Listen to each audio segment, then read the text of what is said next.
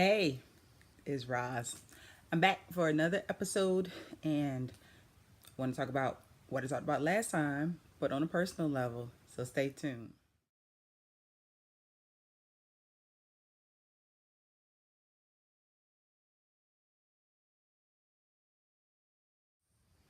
Hey, okay.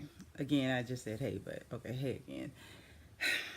Today, well, last Sunday, I talked about endometriosis and what it is. And if you don't remember, then go back and then you can go see my videos. But today I want to talk about why I talked about that basically. Of course, this is my journey. I'm Roz, so I have a reason for talking about it. My reason is because I have endometriosis. Um, I hope this isn't going to be as long as that other one. It probably won't, really. But I'm going to try and do this briefly. But let's see. I got my period early. Well, not really early for most black girls, so I got it like uh, 10, 11. And then I had somewhat painful periods. They weren't too bad. I could use some Tylenol, but they were decent. And then uh, starting in college, actually, my freshman year of college, all of a sudden, I would be like crumbling over in pain. And it would just happen at random points in times, like uh, randomly, just randomly falling over in pain. And I had no idea, so I would go to the doctor. I went to a nurse midwife. Uh, no one, like, they were just like, all right, cool, whatever. I even stopped eating dairy, and I mean, that could be one of the causes, but I stopped eating dairy. And if anybody knew me before, I'm saying eating, drinking, eating, all that. I had no dairy, but I loved milk. Like I could drink like a gallon in like a day and a half. So um, that was kind of hard, but I did that for like a couple weeks or a month, I think, or something. I don't know, because they wanted to see if it was me becoming lactose intolerant, but I didn't. Um, I still had pains, and so I got back on the dairy kick.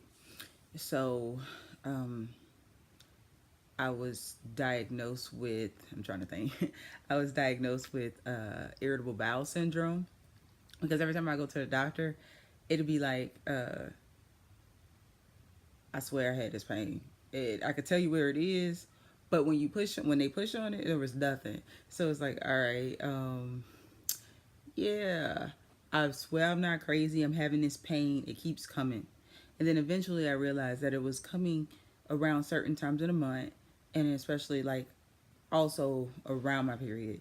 It is also induced by stress, but all of these things. And I'm like, okay. And they're just telling me, oh, it's irritable bowel, whatever. So I was like, okay. Um, in that time, I also had a ovarian cyst because we had to do like some kind of, we had to do an ultrasound just to make sure. And they didn't seem to care about it.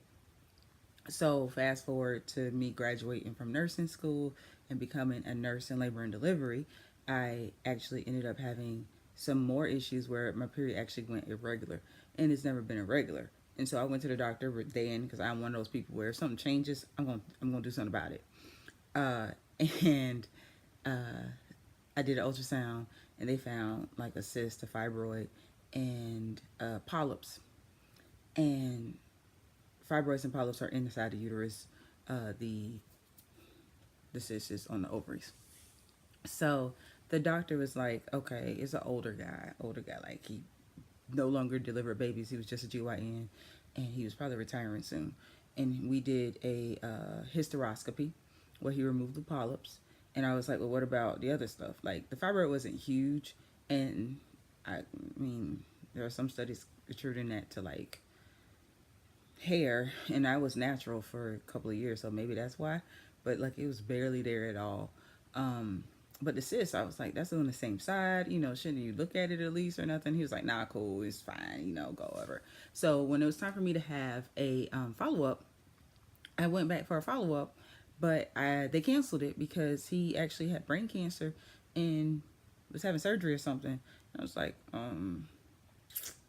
That's very important for you, but it's also important for me to be seen for my follow up after surgery myself. But I actually, because I worked in labor and delivery, I knew the two doctors who he worked with who were actually OBGYNs.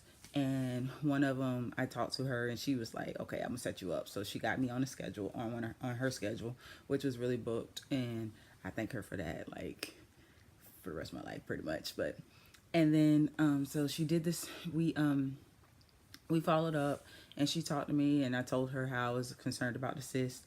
And she said, well, because she was like, well, what is he doing about the other stuff or whatever? And I told her, I was like, well, I'm concerned about the cyst because I feel like it's been there. Even though you know that it's supposed to be, we have a cyst every month. I'm still like, well, I don't know if that's the same cyst. Even though I know that we have one every month and it comes from one of the two ovaries and maybe it's just a coincidence. But so in that standpoint, she's like, well, why don't we just follow it? So we follow this cyst and nothing happens. And so I go, you know what? Well, she goes, she's like, well, do you want to have surgery to remove it? And I'm like, yeah, because it's been years. I really want surgery to remove it because I just feel like this cyst has been here. So I'm married at the time. We have this surgery. Like this is months later. The first one, the hysteroscopy, was in April. This surgery was in August. And it was supposed to be, I had to sign a consent that said that I may lose my ovary, if something happens or whatever, but they're going in, they're just removing the cyst. It may take like 30 minutes, maybe an hour or so or whatever. I think I was in there for, I want to say 4 hours. I was in there for like a long time, anywhere from 2 to 4 hours, way longer than I was supposed to be. I get knocked out easily. It wasn't my first surgery, so I get knocked out easily, so it wasn't a big deal. But it was for like my ex-husband who was waiting and family who was like, okay, why isn't she out yet? When she came out, she told him, she was like, she has a stage 4 endometriosis. And yeah, when she went in, it was so bad that she didn't know what to do. Sort of. No, I mean, she's brilliant. She knows what she's doing as a doctor. But once you go into that level, you need a reproductive endocrinologist. So she called a reproductive endocrinologist. She also had other help in there. She said it looked like it was a bomb that was blew up in my insides. And so she was like, she didn't know what to do. And the RE, reproductive endocrinologist, RE, told her to sew me up and send me on to them so they can fix it. So I wake up and she's like, Rosalind, have you not had any pain? Your insides look really bad. And I was like, yeah. I've been telling people I've had pain for the last 4 years or so because I was like 24 at that time. So it was like, yeah, I've been having pain since like, yeah, about 4 or 5 years or so. And so she was like, this is really strong endometriosis. She removed my my left fallopian tube because the ovary that had the cyst on it was on the left side, and it actually ended up being an endometrioma. That by itself puts us in at stage 4, but it's a bloody cyst. And so she cut the cyst, removed as much as she could from the cyst. But that cyst on that side, I guess maybe the ovary kept, I don't know what the fallopian tube was trying to do, but it was like filled and like pretty much like gangrenous or whatever, green. Like it was pretty much dead, my left tube. So they did remove my left tube and then they just took the other stuff and it was like, okay, we just have to send her off. So that's how I was told that I was diagnosed with endometriosis. It can take 10, 20 years for women to find out because they tell you that you have all these other symptoms. You have all these other things. And irritable bowel is supposed to be a disease of exclusion after everything else is excluded. And they didn't exclude that from me.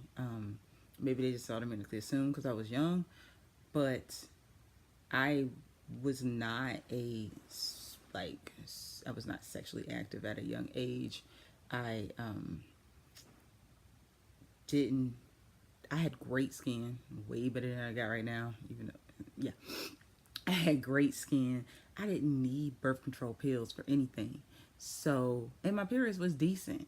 And then at this point, I couldn't tell. So, it was one of those things where I didn't use birth control. And one of the things that can prolong it, I guess, is if you do use birth control, because your hormones are more regulated, and mine were just regulated by me, which is quite healthy. But in that standpoint, I have family members with it. It's just, it should have been looked at. So that is my story. Oh, I ended up having that was a laparoscopy that I had. Like I said before, that's how you know for sure. Had a laparoscopy, stage 4, all of a sudden. And then I had to have another laparoscopy. So that was in August. I had another laparoscopy by November with the reproductive endocrinologist where they watched it. And of course, the cyst grew back. Like it hadn't went anywhere. And then since then, I've had one more laparoscopy, like later on, because Ari's kind of don't want to anymore. And even with that, the cyst is going grew back or whatever. But I think he left it alone, and I don't even know if he did anything with the cyst. This is a whole different doctor in a whole different state and different time, like I said. But last year, last year I found out cyst is still there. So I'm just like, this cyst is just like, I should name it something really, because it's not going anywhere. But I'm trying. I don't know how long this is. My bad. I'm trying to. Okay. I don't know. The cyst is still there. My pain went from excruciating to the fact that where, I mean, I had my dad at one point looking at me like, am I trying to kill myself? Because I would take with my period like all the Tylenol you can take, strong, extra strength, 650, like 2 tablets of that, plus you get these aspirin, because I figured out, like, first I would take like 2 ibuprofen, and then I go 4 ibuprofen, but aspirin was working better for me, and I know that's because it's a blood thinner, but I had baby aspirin because they had put me on baby aspirin to keep my blood thin. So, but for pain, I would take 8 of those because 4 of them is 1 tablet, so you need 2 tablets, 2 regular strength. That's 8. So I'm taking 8 of those plus a 2. It's like, okay, are you overdosing? Because you're taking a lot of medicine. And that would just get me through. And I still needed a heating pad. And if you worked with me, you knew that I was still like, some days I just didn't go to work. And some days, even if I did go to work, I was like in a bathroom a lot. So it has gotten better. It's gotten a lot better. And I attributed a lot of that to TCM, traditional Chinese medicine. I heard about traditional Chinese medicine in nursing school, but I really didn't get intimately involved with traditional Chinese medicine until I met a reproductive endocrinologist. And it said that you have to go to a higher level to find out that there are alternatives that can help you. I actually still use a heating pad. Oh my gosh, I love heating pads. But I can do things on my body to where if I do it right and right on time, I mean like right on time and not like forgetting, that I'm not taking medicine like I did, because it's not that safe, it's not the best to take Tylenol and ibuprofen and things. And I mean, herbs have the same effect, so you have to be careful with that. But I know now, the type of symptoms from my TCM with the endometriosis, and I know which ones to take, and it's smooth. And I also understand of like hot cocoa. It's just things that I need to do to keep it going. So I do attribute all of that, of course, to one person who listened to me, one doctor who listened to me. And I try to be that nurse practitioner to actually listen to someone.